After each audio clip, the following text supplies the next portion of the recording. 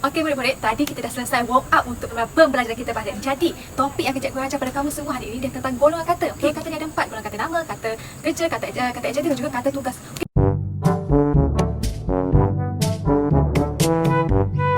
Okey murid-murid, tadi kita dah selesai warm up untuk pembelajaran kita pada ini. Jadi, hari ini cikgu akan mengajar kamu tentang topik golongan kata. Baik, golongan kata kita ada 4 golongan kata. Kata nama khas, kata nama am, kata ganti nama. Okey, kata dan nama khas ni ada kata nama khas hidup manusia, kata nama khas hidup.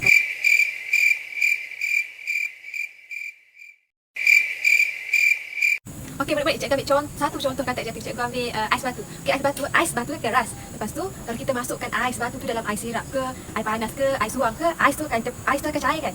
Jadi yang keras tu yang kata adjektif, yang cair tu pun kata adjektif. Jadi faham tak nak murid?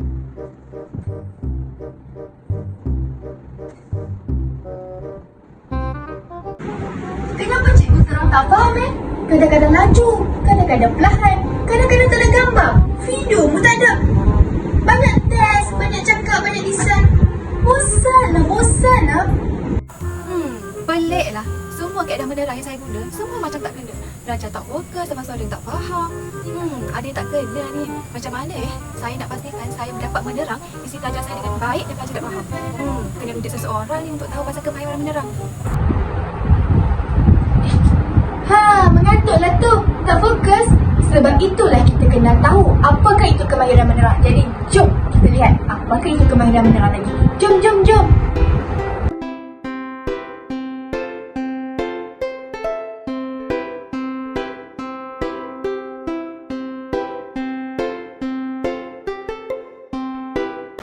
Saya Hasna binti Ahmad Fauzi dan saya akan memulakan pembentangan kita pada hari ini. Baiklah, definisi pengajaran makro dan kemahiran menerang. Pengajaran makro adalah satu teknik pengajaran untuk meningkatkan kemahiran pengajar guru dalam aspek-aspek tertentu.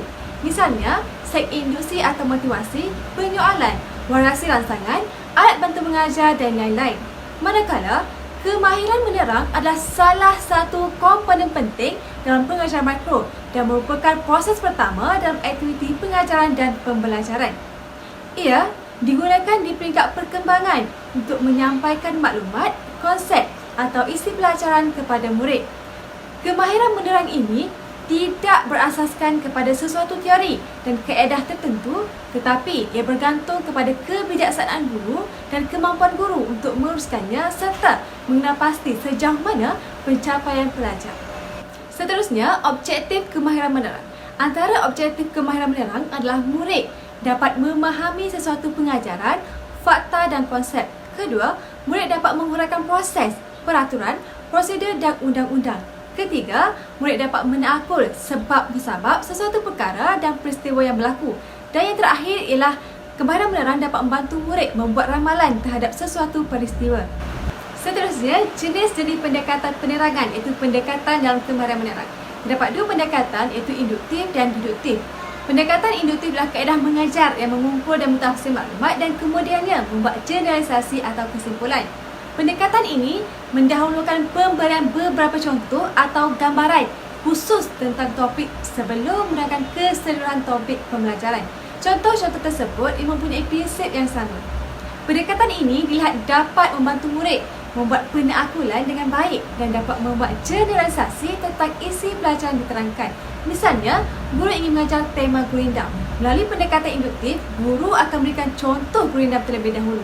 Contohnya, aduhai murid-muridku, guru pelita seluruh hidupmu, mendidik, mengajar, memberi ilmu. Selepas itu, barulah guru menerangkan konsep gurindam, ciri-ciri gurindam dan adakah gurindam ini memerlukan lenggok seperti bernyanyi dan sebagainya. Yang kedua ialah pendekatan deduktif. Pendekatan deduktif ini ialah pendekatan penerangan yang bersifat kompleks. Hal ini demikian kerana murid perlu mempunyai kefahaman yang sangat mendalam dan murid berupaya memilih rumus, hukum, peraturan atau teorem yang telah dipelajari dengan tepat untuk diaplikasi pada contoh yang khusus. Pendekatan ini juga bermaksud pendekatan yang bermula daripada beberapa rumus, prinsip, hukum atau peraturan. Daripada rumus, hukum atau peraturan tersebut, ia menggunakan kesimpulan baru atau generalisasi baru. Contohnya, guru ingin mengajar tema gurindam. Melalui pendekatan ini, guru akan mula menjelaskan konsep gurindam, ciri-ciri gurindam dan akhir sekali memberikan contoh gurindam berdasarkan konsep dan ciri-ciri yang diterangkan. Kemahiran jenis ini memerlukan sumber yang mencukupi supaya guru dapat memberikan input yang mencukupi yang disertakan dengan bukti supaya murid dapat menggunakan generalisasi yang baru dan lebih memperoleh kefahaman yang mendalam. Perkara seterusnya adalah prinsip-prinsip kemahiran menerang. Prinsip pertama adalah kejelasan. Untuk prinsip ini, guru haruslah menumpukan kejelasan pada aspek audio, visual dan penggunaan ayat yang spesifik semasa melaksanakan kemahiran menerang. Kejelasan audio itu suara guru ketika menerangkan isi pelajaran haruslah kuat dan jelas. Jika guru menggunakan peranti seperti radio atau tayang video, guru perlu memastikan audionya kuat dan jelas didengar oleh murid, terutama murid yang berada di belakang. Jika perlu, guru boleh membawa pembesar suara atau murid agar murid yang berada di belakang boleh mendengar audio tersebut dengan jelas. Manakala, kejelasan visual pula adalah merujuk kepada penggunaan contoh, bahan ilustrasi dan media yang digunakan, iaitu haruslah jelas, tiada unsur kabur dan semua pelajar dapat melihatnya. Prinsip ini dilihat dapat membantu merangsang diri murid dan memudahkan kefahaman terhadap isi pelajaran yang disampaikan. Ini maksud ia dapat membantu murid untuk mengukuhkan mereka punya pendengaran dan juga penglihatan yang mengakibatkan kefahaman mereka menjadi lebih jelas tentang isi pelajaran yang disampaikan oleh guru. Yang kedua ialah bahan ilustrasi. Guru hendaklah menggunakan bahan ilustrasi semasa menerang seperti penggunaan objek, gambar atau media yang relevan dan menarik. Penggunaan bahan ilustrasi sebagai bahan bantu mengajar ini dapat memperkukuh kefahaman pelajar tentang topik atau isi pelajaran yang diterangkan. Ia perlulah mencukupi dan menyokong isi pelajaran. Maksudnya bahan tersebut mestilah menyokong isi pelajaran. Yang ketiga ialah tempo. Dalam menyampaikan penerangan kepada murid, guru perlulah memastikan tempo penerangan iaitu kelajuan guru menerang isi pelajaran tidak terlalu laju dan tidak terlalu perlahan. Hal ini adalah untuk mengelakkan murid daripada tidak memahami dengan jelas dan sukar menghayati penerangan isi pelajaran oleh guru. Perkara yang perlu diarahkan oleh guru iaitu menggunakan kelajuan yang sangat-sangat perlahan. Contohnya nak menerang tentang kata terbitan. Guru menerang begini. Contoh, kata terbitan ialah kata dasar yang menerima pengimbuhan. Begini ialah tidak elok kerana murid sukar untuk mendengar apa yang disampaikan oleh guru dan sukar untuk menangkap isi pelajaran yang disampaikan oleh guru. Prinsip keempat adalah pendekatan yang digunakan. Terdapat dua pendekatan iaitu pendekatan induktif dan pendekatan deduktif. Pertama, pendekatan induktif adalah pendekatan penerangan yang memulakan penerang isi pelajaran dengan mengemukakan contoh isi pelajaran yang ingin disampaikan terlebih dahulu sebelum menerangkan keseluruhan konsep isi pelajaran. Contohnya, guru akan mengajar topik zaman prasejarah. Guru akan memberikan contoh zaman prasejarah, kemudian diikuti definisi, lokasi, ciri-ciri kehidupan dan sebagainya tentang zaman prasejarah. Pendekatan deduktif pula ialah secara ringkasnya adalah pendekatan yang memulakan pengajaran dengan menerangkan keseluruhan konsep yang kemudiannya diakhiri dengan contoh. Melalui pendekatan ini, pelajar berupaya untuk memahami dengan jelas tentang rumus, hukum atau peraturan daripada isi pelajaran dengan ringkas dan padat yang kemudiannya digunakan untuk membuat kesimpulan atau generalisasi baharu. Akhir sekali ialah penegasan isi. Penegasan isi ini merujuk kepada variasi intonasi dan visual guru semasa menegaskan isi pelajaran yang diterangkan. Variasi intonasi guru dapat membantu murid untuk membezakan guru itu sama ada sedang marah, tegas atau bersifat lembut. Ia juga berupaya untuk menarik perhatian dan tahap fokus murid terhadap pembelajaran yang sedang berlangsung. Manakala penegasan isi dari segi visual itu pada tulisan dapat menekankan lagi isi penting topik pembelajaran. Prinsip ini secara ringkasnya dapat memastikan proses pengajaran dan pembelajaran berlangsung dalam keadaan lancar dan kondusif. Hal ini juga bermaksud melalui penegasan isi, ia dapat membantu murid untuk mengenal pasti semula isi-isi penting yang ditekankan oleh guru semasa proses pengajaran berlangsung dan juga dapat mengukuhkan ingatan murid berdasarkan penekanan ataupun penegasan isi guru melalui tulisan dan juga intonasi guru sebentar tadi ataupun semasa guru mengajar. Seterusnya, penggunaan teknologi semasa menerang. Misalnya, untuk mata pelajaran Bahasa Melayu, saya dan anda boleh menggunakan aplikasi Genial with Quiz ini. Aplikasi ini sangat bermanfaat kerana murid akan aktif dan menghiburkan kerana ia dapat membantu guru untuk mengukuhkan pemahaman murid melalui penerangan guru berdasarkan jawapan dalam setiap soalan yang terdapat dalam kuis, dan ia juga memberikan ganjaran kepada murid jika soalan yang dijawab adalah betul. Saya telah memilih aplikasi Trivia Maker sebagai bahan bantu mengajar semasa menerang. Hal ini demikian kerana aplikasi ini membantu guru untuk menerangkan topik dengan kaedah yang lebih menarik, ringkas dan mesra pengguna. Anda boleh lihat contoh yang terdapat di dalam skrin ini. Assalamualaikum dan selamat sejahtera saya ucapkan kepada Prof. Aswati yang cantik lagi manis berserta rakan-rakan sekalian yang tidak kurang yang kacak dan cantik-cantik belaka. Anda bersama saya iaitu pembentang kedua yang bernama Nur Ilia Badrisha binti Irman bernombor metrik 151413. Fokus seterusnya yang kita akan selami bersama-sama ialah fasa-fasa pelaksanaan kemahiran memberi penerangan. Kita akan lihat kepada bahagian permulaan penerangan dahulu. Bahagian permulaan penerangan merupakan elemen yang paling penting dalam memastikan murid-murid bersedia untuk menerima pengajaran seterusnya. Antaranya, guru perlulah memberikan pendedahan awal secara ringkas, padat dan menarik kepada murid-murid tentang topik yang ingin disampaikan supaya mereka dapat membuat berkaitan antara topik tersebut dengan pengetahuan yang sedia ada. Perkara ini terbukti apabila Tiffany 2019 ada mengatakan the teacher needs to give student a brief preview about the topic before start the lecture. Why? Because they need time to process the idea before adapt to the new learning materials. Hal ini demikian kerana jika guru terus menerang tanpa menjelaskan isi kandungan yang ingin disampaikan, maka murid akan mula menimbulkan persoalan dan terus mengabaikan penerangan tersebut kerana mereka masih belum bersedia untuk memproses dan memahami maklumat yang lebih sukar. Contohnya, saya sebagai guru sejarah, saya masuk ke kelas ingin mengajar tentang faktor-faktor penentangan gagasan Malaya Yunan. Tetapi, saya terus masuk ke dalam kelas dan memberitahu, okey murid-murid, hari ini saya akan mengajar tentang faktor penentangan. Tentulah murid-murid pelik kan? Faktor penentangan apa? Penentangan Jepun ke? Penentangan British ke? Atau bagaimana?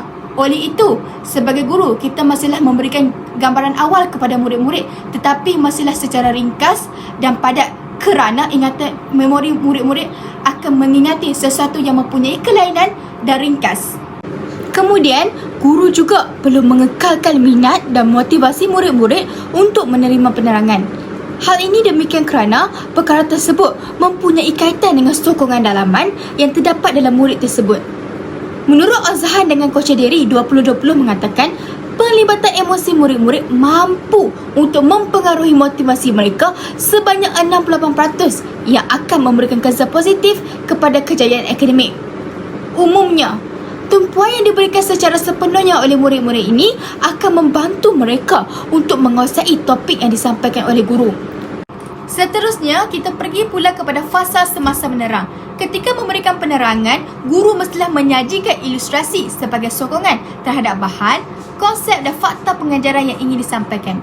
Hal ini demikian kerana penggunaan bahan ilustrasi semasa menerang akan mempunyai peranan dan fungsi tersendiri.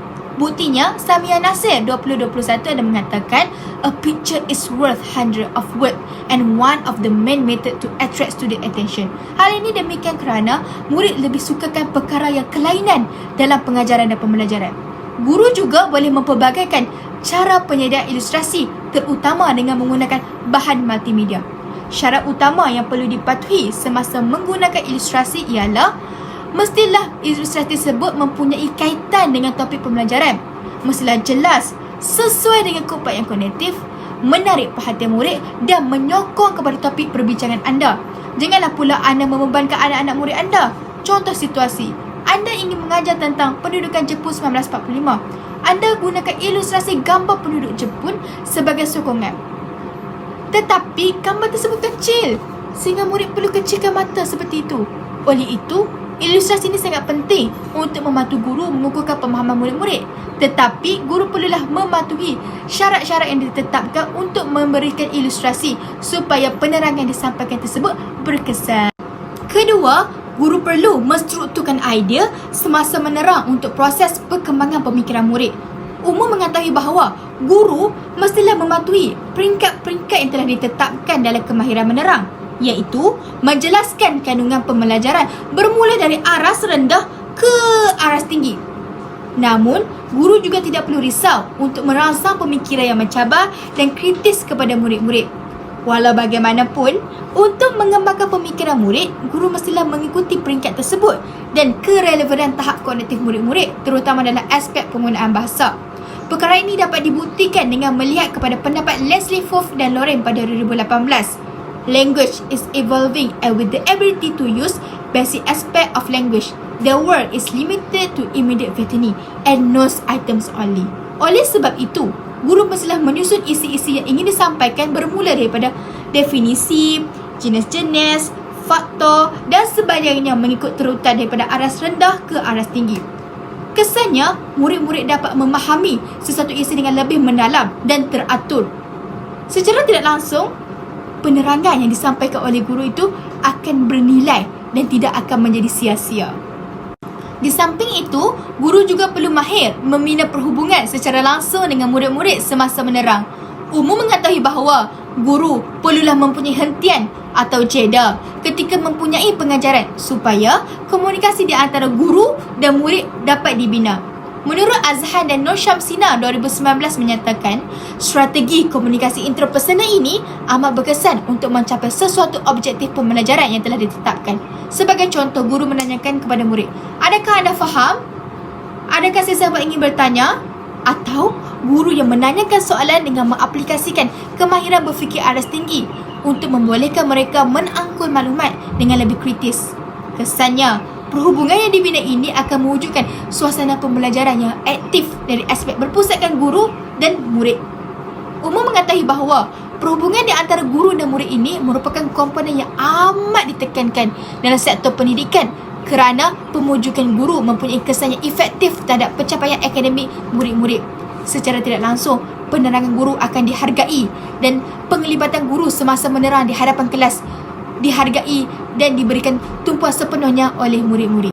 Akhir sekali ialah fasa penutup. Fasa akhir ini, guru perlu melakukan rumusan kecil berdasarkan topik yang telah diterangkan. Hal ini demikian kerana guru perlu memastikan objektif pengajaran yang telah ditetapkan tercapai sebelum menangguhkan pengajaran. Melalui rumusan yang dilakukan ini juga, guru dapat membuat penekanan akhir tentang isi-isi penting yang disampaikan agar murid dapat membuat pembetulan jika mempunyai kefahaman yang salah. Kita dapat lihat daripada pandangan Sheila Erickson 2019 mengatakan, "Repetition is not an exciting strategy for learning, but it is necessary." And she also said, "Repetition is the mother of all learning." Sebagai contoh, guru mata pelajaran sejarah pada hari ini telah menerangkan tentang faktor-faktor penubuhan Persekutuan Tanah Melayu 1948. Namun, di akhir penerangan guru itu juga, guru perlu mengulangi sekali lagi secara ringkas tentang faktor-faktor penentangan, iaitu yang pertamanya ialah penentangan orang Melayu terhadap Malaya Unit. Kedua, cadangan Raja-Raja Melayu dan UMNO. Ketiga, sokongan pentadbir British dan sebagainya. Penerangan di bahagian rumusan masihlah ringkas dan padat. Akhirnya, guru dapat menampung semula kekosongan yang tidak dapat dikecapi atau tertinggal oleh murid-murid semasa penerangan sebelumnya. Sebagai tambahan, di bahagian fasa penutup ini, guru perlu memberikan peluang kepada murid-murid untuk menanyakan soalan atau membina perbincangan. Jawapan kepada soalan guru mestilah selari dengan isi yang diterangkan oleh guru pada sebentar tadi. Guru juga tidak digalakkan untuk memberikan isi baharu yang akan mengelirukan murid-murid di bahagian rumusan ini. Hal ini demikian kerana rumusan yang dilakukan ini bertujuan untuk mengukuhkan pemahaman atau membaiki semula input pemahaman murid yang salah. Anda masih bersama saya? Jika masih, sila tulis "kami dengar" dekat ruang perbincangan. Bagus. Kemudian saya akan teruskan pembentangan kepada kesan-kesan mengaplikasikan kemahiran menerang dengan betul dalam pengajaran dan pembelajaran.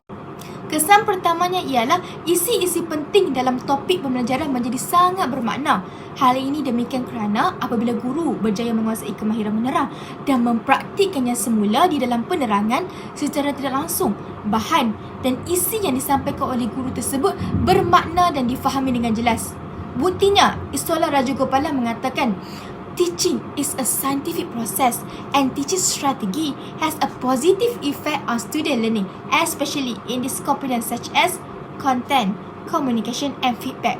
Sebagai contoh, kita dapat lihat, definisi merupakan satu elemen yang penting dalam mata pelajaran sejarah.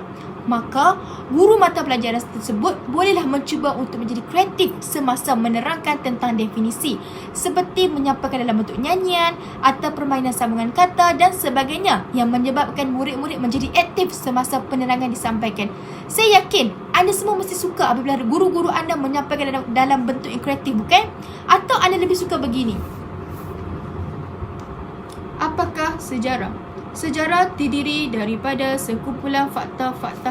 Tak mungkin anda lebih suka begitu. Anda lebih suka sesuatu penerangan yang jelas, menarik dan ringkas. Jelaslah apabila guru tersebut memahami kemahiran menerang dan mengaplikasikan kemahiran menerang dalam penerangan secara tidak langsung. Isi-isi yang disampaikan bermakna kerana murid-murid memahami apa yang disampaikan oleh guru tersebut. Kesan kedua, murid-murid dapat membuat penaakulan sebab musabab dan penjelasan terhadap sesuatu kejadian jika guru menerang dengan betul. Umumnya, guru berperanan untuk menjelaskan secara terperinci kepada murid-murid berkaitan proses, prosedur, langkah, kronologi dan sebagainya supaya mereka dapat membuat penaakulan terhadap penerangan yang disampaikan. Hal ini demikian kerana jika murid-murid dapat memahami maklumat yang disampaikan, maka mereka akan mula untuk membuat perkaitan. Perkaitan itu ialah di antara maklumat baharu yang diterima dengan pengetahuan sedia ada dalam minda mereka. Hal ini demikian kerana penyerapan sesuatu input dalam otak manusia akan melalui proses. Proses itu ialah proses pemprosesan maklumat sebelum diserap dalam ingatan mereka. Kita dapat lihat daripada teori pembelajaran kognitif James Piaget. Apabila sesuatu rangsangan diterima, maka maklumat itu akan diproses oleh sistem saraf manusia sebelum dihantar ke memori ataupun ingatan, sama ada memori jangka panjang maupun jangka pendek. Secara tidak langsung, mereka akan mula berfikir dan menimbulkan pelbagai persoalan untuk mengukuhkan kefahaman mereka. Terbuktilah, jika guru menggunakan kemahiran menerang dengan betul, maka murid-murid akan mengetahui sebab musabab berlakunya sesuatu peristiwa atau kejadian. Perkara ini dapat dilihat melalui apabila guru memberikan soalan-soalan yang berbentuk kemahiran berfikir aras tinggi. Di situ kita dapat lihat bahawa penerangan tersebut adakah bernilai ataupun tidak mempunyai makna kepada murid-murid. Kesan seterusnya ialah guru dapat mewujudkan gambaran terhadap penerangan mereka secara nyata kepada murid-murid. Penerangan isi-isi penting secara lisan semata-mata kurang memberikan kesan untuk mengukuhkan pengetahuan murid-murid dalam sesuatu topik. Hal ini demikian kerana penerangan berbentuk teori semata-mata akan menyebabkan murid menjadi bosan. Guru sepatutnya menyajikan contoh atau ilustrasi semasa melakukan penerangan yang bukan sahaja berfungsi kepada murid-murid, malah juga kepada guru kerana mampu untuk meneguhkan kefahaman murid-murid terhadap isi pelajaran yang diterangkan oleh mereka. Buktinya, menurut A. Savarkodian dan Parimala Fatima 2019 mengatakan, using illustration while teaching can help students learn the concept without the help from the teacher. Terbuktilah, ilustrasi sebenarnya mempunyai peranan yang sendiri dan unik. Sebagai contoh, kita dapat lihat dalam mata pelajaran sejarah, guru menggunakan ilustrasi video tentang laungan kemerdekaan yang berlaku di Stadium Merdeka, Kuala Lumpur pada tahun 1957 semasa menerangkan tentang topik nasionalisme. Secara tidak langsung, murid-murid juga dapat merasai suasana kemerdekaan tersebut seolah-olah mereka berada dalam situasi yang nyata walaupun kejadian tersebut sudah lama berlaku. Jelaslah, apabila guru mempraktikkan kemahiran menerang dengan betul, maka guru akan mampu membawa murid-murid daripada satu teori kepada satu gambaran yang nyata. Secara tidak langsung, pemahaman mereka akan menjadi lebih difahami dan bernilai. Akhir sekali, apabila guru mempraktikkan kemahiran menerang dengan betul, maka guru dapat menarik perhatian murid dan mengekalkan tingkah laku yang positif sepanjang tempoh pengajaran dan pembelajaran. Buktinya, guru akan mampu untuk mengawal suasana bilik belajar untuk menjadi satu medium penyampaian dan perbincangan yang aktif. Hal ini demikian kerana tumpuan yang diberikan oleh murid-murid terhadap penerangan guru tidak akan kekal lama, iaitu selama 10 minit terawal sahaja. Betul atau tidak? Ya, secara tidak langsung, gaya penerangan guru ini juga perlulah menarik dan kreatif supaya maklumat yang disampaikan tidak akan sia-sia. Sebaliknya, difahami dan disukai oleh murid-murid. Kita dapat lihat, menurut pandangan Poncitra Namaratan dan Divya 2020 mengatakan, creative teaching strategy should be incorporated into every lesson plan and also in teaching and learning process. Perkara ini juga berkait rapat dengan tingkah laku murid-murid. Secara tidak langsung, guru dapat mengkaitkan dengan teori pelaziman operan B.F. Skinner. Sebagai contoh, guru memberikan peneguhan positif seperti pujian, ganjaran, aktiviti bintang pencapaian dan lain-lain kepada murid-murid yang aktif dan memberikan tumpuan dalam pengajaran dan pembelajaran. Secara tidak langsung, mereka akan lebih bersedia dan bersemangat untuk menjalani pengajaran dan pembelajaran bersama-sama di dalam kelas.